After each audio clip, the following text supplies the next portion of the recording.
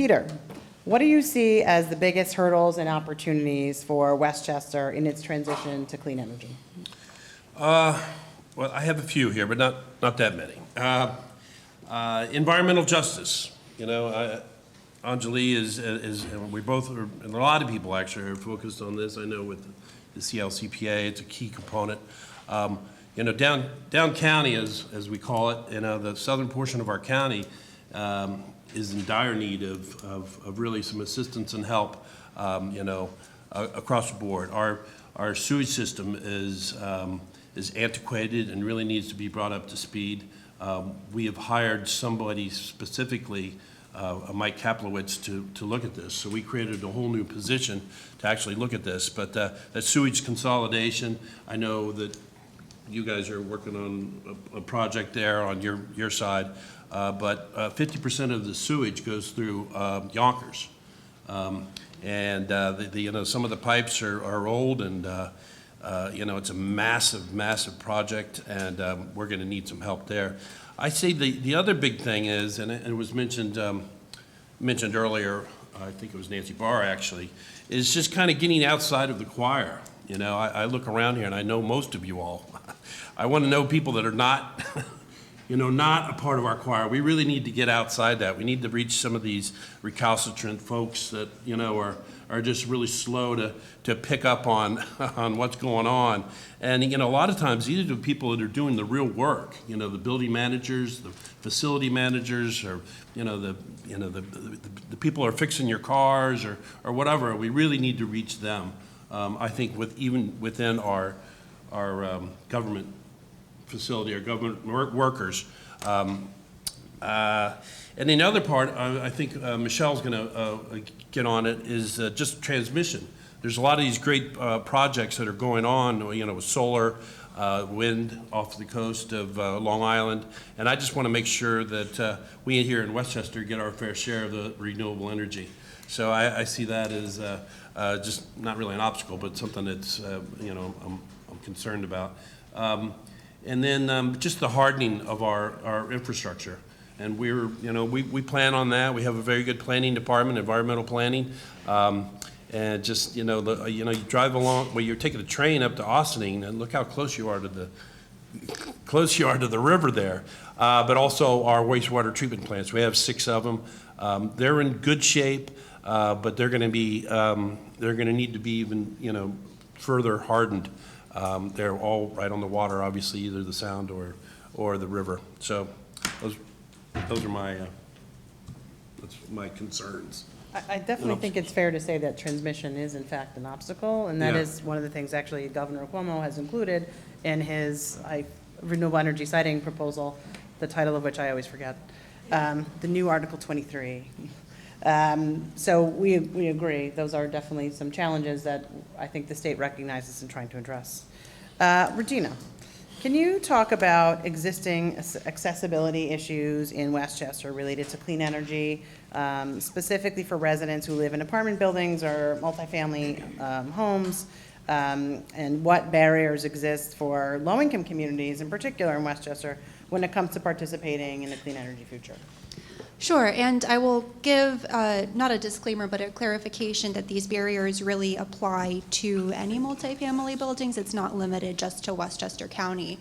I think the greatest challenge right now, whether it's for affordable multifamily, whether we're talking about subsidized housing or rent-stabilized housing or market-rate housing, is the question of decarbonization. How are we going to transition away from gas as an energy service to a zero emissions economy? That means changing the way that we cook. I know that a lot of people love gas stoves, but if we really want to decarbonize the building sector, we will have to do what Europe has already done and go electric. That can be expensive, not just because right now, at least in the US, electric appliances tend to be more expensive than gas ones, but also because a lot of our building stock, particularly on the affordable housing side, tends to be so old that the buildings themselves might need to be rewired in order to accommodate an increase of electricity use within the building.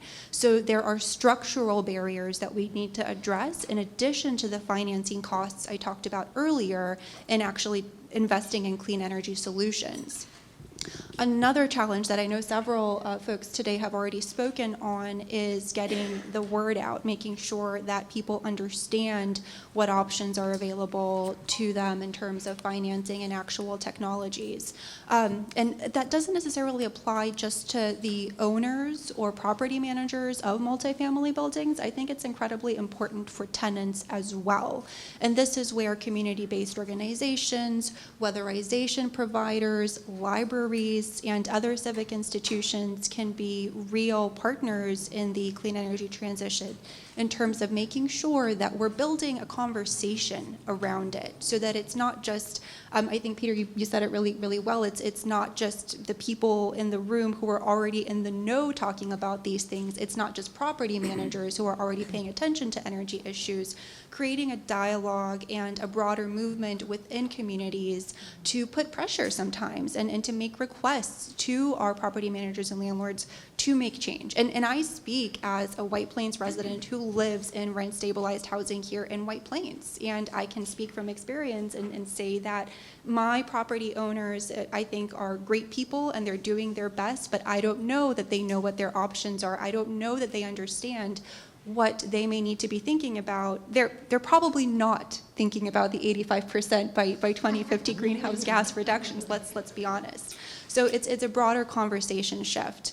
And last but not least, and this is getting into, I know I have very little time left, but I do want to make this point, getting into really wonky territory. And again, this is for affordable multifamily housing, for multifamily housing in general, for all customer sectors, is understanding current utility laws and regulations. What is preventing us from the utility side, not by fault of the utilities, but because of what public service law currently requires in terms of gas service, how they provide it, when they're required to provide it, and what's going to happen with gas investments we're making now, 20, 30 years from now when it becomes a stranded asset. Those are barriers that exist right now and that will exist in the future and are going to have major impacts on affordability in low-income communities. Great. I agree. Nobody besides us wonks is thinking about 85% reductions by 2050, nor should they. I mean, that's not something that you're going to think on your day-to-day. Supervisor. Yes. The CLCPA provides many opportunities for local communities to undertake clean energy-related projects. What other state programs have worked well that you think state decision makers should keep in mind when they're designing these programs? We've had good success with the Water Infrastructure Grant Program in the state that has been run through the Environmental Facilities Corporation. And I think we've had good success because there was really great outreach to the communities that needed these projects. They held workshops and they sent letters, and I don't mean the Environmental Facilities Corporation so much, but our state elected officials and those who were knowledgeable about the offerings. And they encouraged us to participate, and EFC made themselves very available, and so you could talk to them and you had sort of like a buddy on the other side who was helping you through the process. Writing grants is really hard for municipalities. We need help to do that. So the grant application needs to be easier. Putting it into the computer needs to be easier. I mean, it's a nightmare, sorry, but you need help to do it. And so you can, if there is that kind of assistance, you know, we're gonna sit there and hold your hand so that you can get this application done and we can get you, you know, at least to apply for this money. That was really helpful. One of the suggestions I have for the CLCPA panel is to sit down with the municipalities and say, let me see your capital projects report. What are you planning to do in the next 1 to 5 years? You've gotta do. And let's talk about how those could be improved, enhanced to be more sustainable, more resilient, and to save energy. Because this is a community that already has to do these projects, planning to do these projects. So let's look at doing them differently. That's the time to do it. We're already in that mode. They need to understand that you can leverage what you're doing. It's not going to cost you more money. It's not going to be harder. It's going to be better, smarter. You're going to look like a hero if you can do this. And so they need to have that help to look at the opportunity, the leverage of taking that grant and taking that investment in whatever infrastructure they have, leveraging it with that grant money, making it a way better project for the community, and the opportunity to possibly save money. Because if you're saving energy, by definition, you're saving money. And that is a really good sell. You can't go wrong with that. I always say that Walmart's not doing it because they believe in the policy. Anjali, can you talk about the climate health and action plan that you're working with the county on?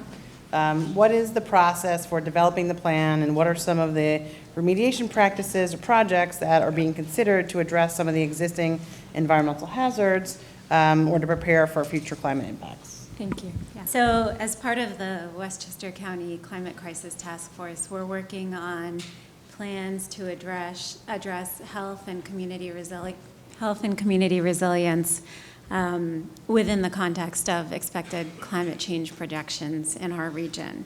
When it comes to climate change adaptation and mitigation, it's kind of an all hands on deck moment where action is going to be required at the individual county level all the way up to the global level, as well as across all sectors.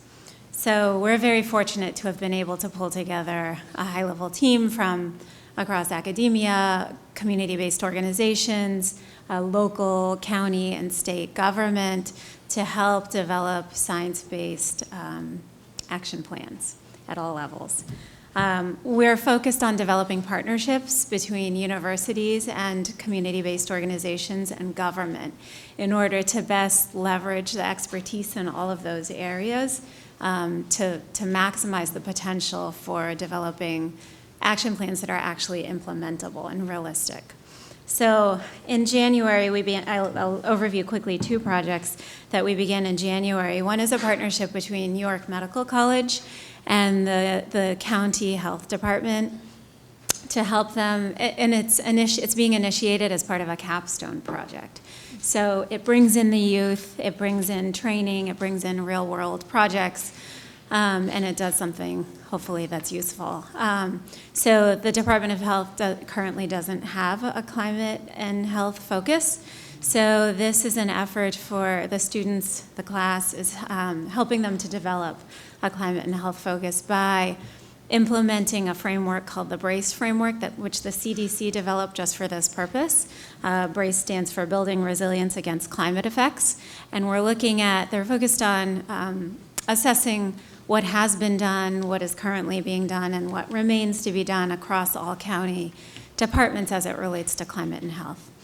And secondly, we're working with Columbia University Sustainable Development students in another capstone class on a community garden project that's part of a larger Westchester County initiative called Planting Westchester. Can I talk about this? Please do. And Planting Westchester aims to develop community gardens, plant trees, and other natural infrastructure projects across the county. So this particular project, Planting Westchester, has been designed to maximize co-benefits. So at once it will address air quality, energy, the urban heat island effect, food security, and public health. It's not a magic bullet, but it does help to educate across all of these areas and fosters social capital in the process, which aids in developing community resilience. It's also a way of educating not only about climate impacts, but about the systemic connections between soil quality, food production, and public health in general. Great. Love community gardens. Radina, looking ahead, what do you think municipalities and other non-government groups can be doing now to prepare for new programs or opportunities that the CLCPA will provide once it's implemented? What should people be on the lookout for as this is rolled out? I think we are in a very unique position here in Westchester in that we already have a pretty good amount of experience dealing with energy issues. There's the closure of Indian Point, there's the Con Edison gas moratorium, and so I think part of the answer is we need to keep doing what we're already doing. We have several $100 million that's been approved for use by Con Edison through innovative gas efficiency and demand response and research programs, not just for Westchester, but also for New York City, but a good chunk of that money is specifically for the county. And I know that the county is already working with NYSERDA, with the utility, with real estate developers to generate an understanding of what these programs are and how we can use them to begin the transition, or to continue rather, the transition away from fossil fuels.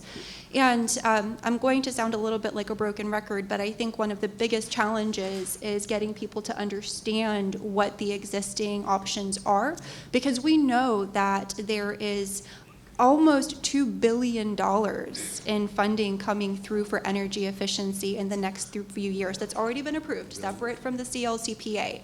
There's going to be hundreds of millions of dollars, if not billions, from the CLCPA as well for the clean energy transition. We're going to have to make sure that the people who are meant to be implementing and installing the technologies understand what they are and understand what to do and understand their financing.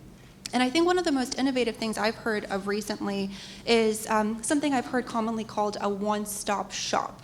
It's a place where if you are a resident or a building owner or operator, you can go to a community institution where you can understand what all of the energy programs are, what your financing options are. You can also understand what you may need to do to bring your building up to new energy codes, what you may need to do on the back end before you can even invest in the technology in order to make sure your wiring is right, connect to third-party developers, and otherwise a place where you can truly make that transition with someone, in a sense, holding your hand and walking you through it. And I think the county can be a major partner in that. I think we're already doing great work here. I do want to give a shout out to the county, particularly for revising its climate action plan and launching a climate crisis task force. So there's already work underway, right? So I think it's going to be very difficult. I think I would be lying to you if I said this was going to be a breeze, but I think we're already doing really good work. I think we need to ramp it up, and we need to make sure that when the money comes in, we can help people use it. Supervisor, what advice do you have to give to other local leaders about who are thinking about undertaking energy efficiency upgrades, solar projects, other clean energy projects? I tried to think how I could really help people. I think one of the ways is, first of all, show that you're interested in these initiatives. Literally talk about it at your town board meetings, village, city meetings, in your newsletters. Make it known, because there are unbelievable volunteers in every single community in this county who are actually professional experts in this field. Two of my sustainability collaborative members are here today, Mark Carell and June Wallach.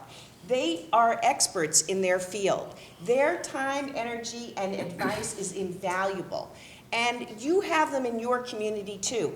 I just started making a lot of noise in my community that I wanted to do environmental initiatives. And people started coming out of the woodwork. We get 35 to 40 people at our environment committee meetings. People want to come. It's shocking. And you know what? Start asking them to do things. If someone is interested in having an electric vehicle charging station in your community, ask them if they'll write the grant. I did, and she did. And it was amazing.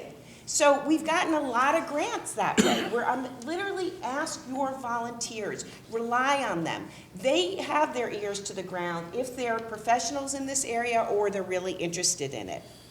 Remember that energy savings translates to cost savings. It's not a bad thing to do environmental work. Be open to the volunteers. There's going to be someone who shines, who's a superstar, and they're going to run with something. That's what you really want. Encourage them, thank them, highlight them. And remember that grants are your friends. Grants can help you. Grants will help you. They're hard, but once you do one, it gets easier. And I'm telling you, there are other people in your community that can help you do it. Also, call me. I am a cheerleader for all of this, so I will help you, and I will put you in touch with my superstar volunteers. Yay. Right. So you heard that. Give her a call. She wants to help. All right, so we only have a few minutes for Q&A, and we're going to have to cut the break a little shorter than we planned. Kara, I'm going to kick this first one to you. Why is the baseline 1990? And how much reduction has already taken place? So the 1990 baseline is a longstanding baseline that the state adopted in keeping with the international community's 1990 baseline. So a lot of the targets and goals that the international community has set are against a 1990 baseline. New York State keeps with that. I will note New York City's baseline is 2005. That's a much higher, generally speaking, 2005 was a much higher emitting year, certainly was for the state.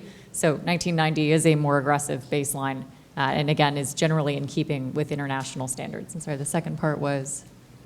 How much have we already reduced emissions? It depends on the sector. Electricity has come down substantially. So kind of going, I'm going to try to go off the top of my head here. Transportation is about 36% of our emissions. Buildings. And that's going up, right? That has gone, down. so it's gone like this. It's ticking down a little bit, but transportation, again, highest source of greenhouse gas emissions, as Julie noted. That's followed on by buildings. That's certainly different in New York City. Buildings are their largest source of greenhouse gas emissions, but that's about 30%. Our electricity sector is 15%. That's come down 51% since 1990. And then we rounded out agriculture, I think, is about, industry is 5%, ag is 4%. Waste is 8%. So that's based on our most recent greenhouse gas inventory, which was 2016. I should note that this will be changing under the climate law.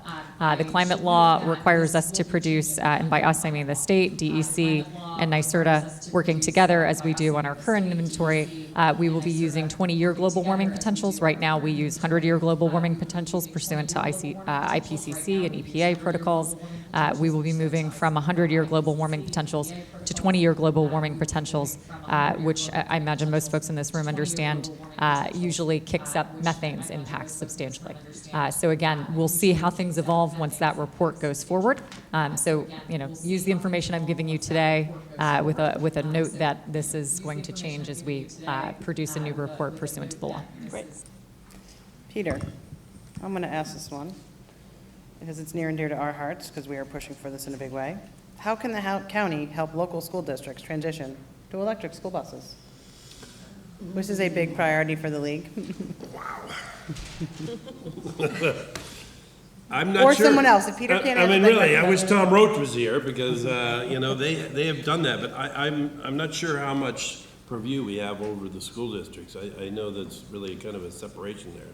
So beyond just advocating and educating, I'm not sure what the county can do to, push school districts to put in electric school buses. Am I right on that, Nancy? I mean, I think that it would be hard except to let them know what's available, What's available. in terms of options for funding it. So, to help them navigate whatever the state is offering. And the state will be offering a good amount of money if you do want to. Sorry, on to that, I just realized there was one other thing. Okay. White Plains, that should be coming out soon. Con Ed is here. White Plains is doing a pilot now. It's something that organization supports and has been working with them.